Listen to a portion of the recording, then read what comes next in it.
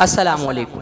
آج کی اس ویڈیو میں ہم بات کریں گے ان 9 عادات کے بارے میں جو ہر کمزور انسان میں پائی جاتی ہیں۔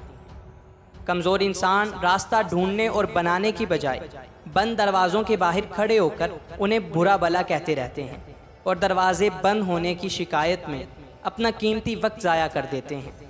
کمزور لوگ حل تلاش کرنے کی بجائے حالات کا رونا روتے ہیں۔ ان کی انا آسمان سے باتیں کرتی ہے، اپنے سوا کسی کی نہیں سنتے، بلکہ فخر سے کہتے ہیں کہ میں تو اپنی بھی نہیں سنتا۔ حل تلاش کرنے کی بجائے ہار مان لیتے ہیں۔ دوسروں کی کامیابی سے جلتے ہیں کیونکہ انہیں جلنا بہت آسان اور محنت کر کے آگے بڑھنا بہت مشکل لگتا ہے۔ بہت جلدی غصے میں آ جاتے ہیں، بلکہ یوں سمجھ لیں کہ معمولی بات پر بھی بھڑک اٹھتے ہیں۔ درگزر کرنے کی بجائے بات کا پتنگڑ بنا لیتے ہیں۔